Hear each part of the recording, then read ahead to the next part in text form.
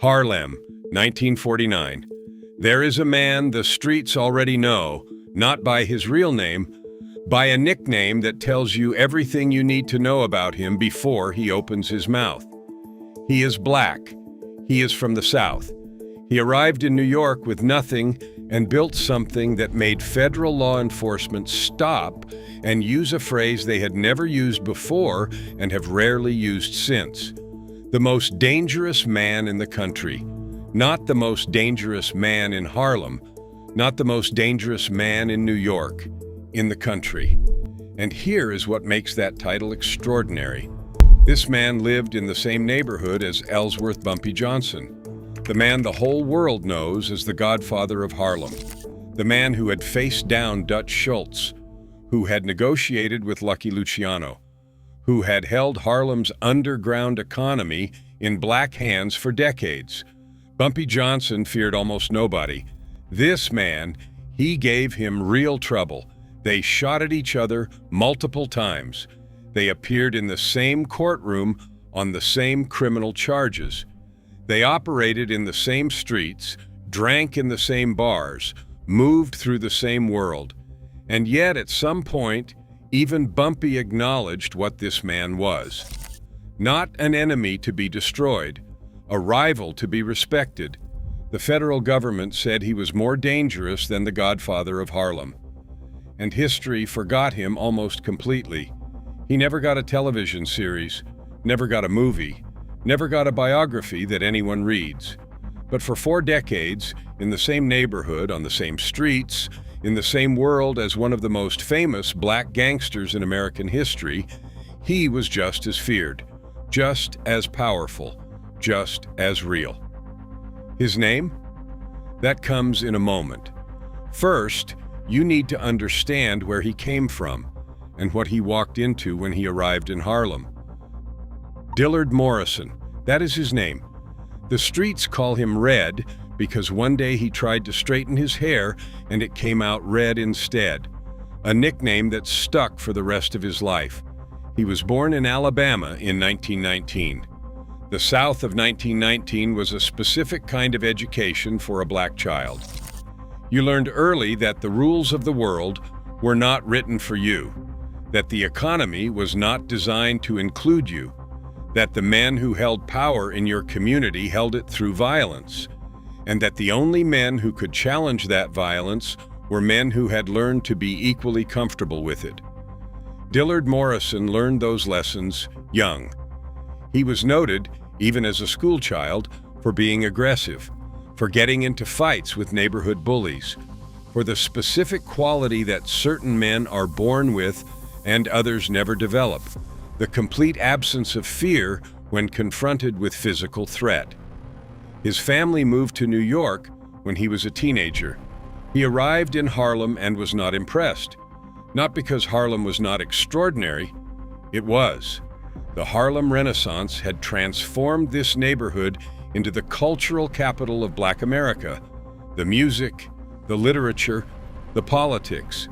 Marcus Garvey had preached on these corners.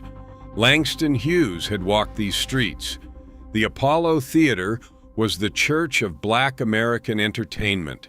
Red Morrison saw all of that, and he saw something else. He saw men with money, men with power, men who moved through Harlem with a specific kind of authority that came not from legitimate employment, but from control of the underground economy that had been operating on these streets since Peter Matthews built the first numbers racket in 1905. He spent his leisure hours in a popular 7th Avenue bar watching those men, studying them. He made his decision. Late 1930s, Harlem. Red Morrison starts the way most men in his position start. From the bottom, he robs craps players. He robs numbers runners. He robs stores. He takes what he needs from people who are also operating outside the law, which means they cannot go to the police when he takes from them. It is not elegant. It is not sophisticated, but it is effective. And it reveals something about Red Morrison that the men around him quickly recognized. He was not afraid of anyone. In a world where fear is the primary management tool, where you control people through the credible threat of violence, a man who genuinely does not feel fear is more valuable than almost anything else. He came to the attention of a man known in Harlem's underworld as Big Joe. Big Joe was already established, already operating. He needed an enforcer, a man who could handle problems that required a specific kind of solution. Red Morrison became that man. He worked under Big Joe through the early 1940s. He learned the business from the inside, how to build a network, how to manage runners, how to handle the police through a combination of bribes, intimidation, and the specific legal maneuvering that kept Red out of serious prison time for years, despite a criminal record that was growing longer with every newspaper's court section. Red gets bail. That was practically a regular headline in Harlem's black newspapers throughout the 1940s. Morrison would be arrested. Morrison would make bail. Morrison would walk out of the courthouse, and on one occasion, 15 women followed him out of the building simultaneously and go back to the streets. The law could not hold him.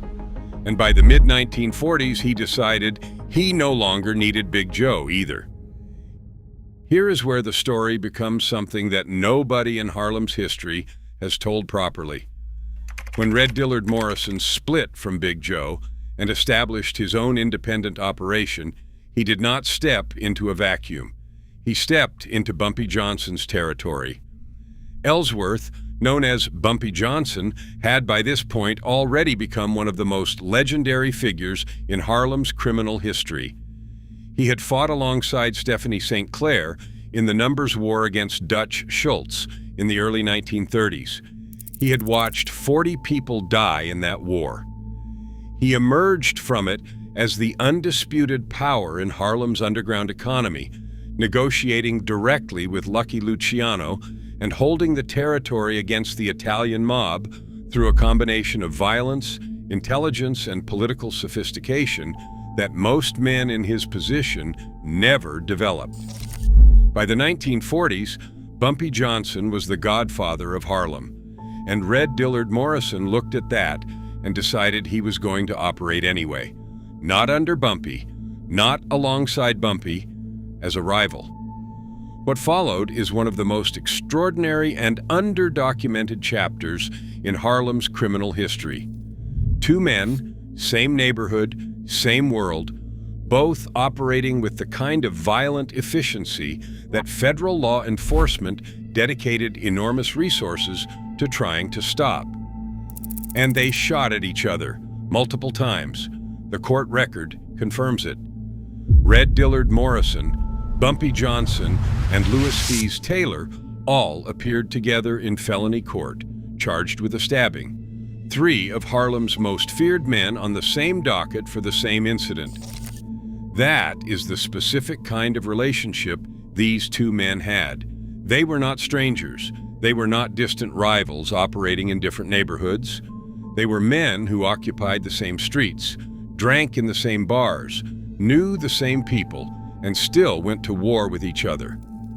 But here is what separated this rivalry from most criminal conflicts. It never became total war. Red Dillard and Bumpy Johnson shot at each other, stabbed each other's people, appeared in court on the same charges, and yet somehow both men continued to operate in the same neighborhood for decades without one destroying the other. The reason, if the people who knew both men are to be believed, was mutual respect, not friendship, not alliance. Respect. The specific kind of respect that two dangerous men develop when they have tested each other thoroughly enough to understand what the other is capable of. Bumpy Johnson had faced down Dutch Schultz, had negotiated with Lucky Luciano, had survived everything Harlem could throw at him. And Red Dillard Morrison had given him real trouble. That meant something. Bumpy's own wife, Mamie, who wrote the definitive account of her husband's life, mentioned Morrison by name in her book. You do not earn a mention in the godfather of Harlem's biography by being irrelevant. While his rivalry with Bumpy simmered, Red Dillard was building something that would eventually make both of them targets of the federal government simultaneously. A heroin pipeline, direct, independent, connected to the highest level of supply available. Red Morrison sourced his heroin wholesale from Lucky Luciano's operation, the same Luciano that Bumpy Johnson had negotiated with to hold Harlem's territory. Luciano's network imported the product from Turkey, through Sicily, and into the United States. Red Morrison tapped directly into that pipeline. He built a distribution network that extended south and west of New York City, runners carrying product into markets beyond Harlem, beyond New York, into a regional operation that federal investigators would spend years trying to fully map. This was not a corner operation. This was not a block-by-block, street-level business. This was organized, sophisticated, generating millions of dollars. And the federal government noticed. Garland H. Williams, district supervisor of the United States Bureau of Narcotics, stood before reporters and said of Red Morrison and his associate, "They are probably the most notorious narcotics dealers in this part of the United States." This part of the United States, New York, the largest city in America, and Red Dillard Morrison, the Alabama boy who had arrived in Harlem as a teenager and started robbing numbers runners, was now the most notorious narcotics dealer in it. But Red Dillard Morrison was not only running product, he was living in Harlem. And Harlem in the 1940s and 50s was the center of the jazz world. The clubs, the musicians, the culture that was transforming American music from the inside out. Red Morrison moved through that world the way powerful men move through the world they inhabit, with resources, with generosity, with the specific kind of patronage that artists need and rarely find. He became what historians would later describe as a musical gangster, not a musician, a patron, a protector, a financier. His bond with jazz vocalist Sarah Vaughan was deep enough that she visited him in Otisville prison during his incarceration. Billy Eckstine, one of the most celebrated voices in jazz and rhythm and blues, performed at the facility for him. Etta James, one of the greatest singers in American music history, described her relationship with Red Dillard in her autobiography, Rage to Survive. The book that told the unvarnished truth about her life. The book that held nothing back. She held nothing back about Red either. Trumpeter Harry Sweets Edison, a jazz legend, gave music lessons to Red's son during his imprisonments, keeping the family connected to the world their father moved in. In 1974, shortly after his release from prison, Red Morrison contributed $1,000 to jazz vocalist Ernie Andrews to help cover the funeral expenses for a drummer they both knew. From a man who had just walked out of prison, $1,000 for a musician's funeral. That was Red Dillard Morrison, the most dangerous man in the country. He followed jazz vocalists to prison just to make sure they knew he hadn't forgotten them. What made Red Morrison extraordinary, beyond the violence, beyond the pipeline, beyond the jazz connections, was his resilience. He was arrested more times than most people have birthdays.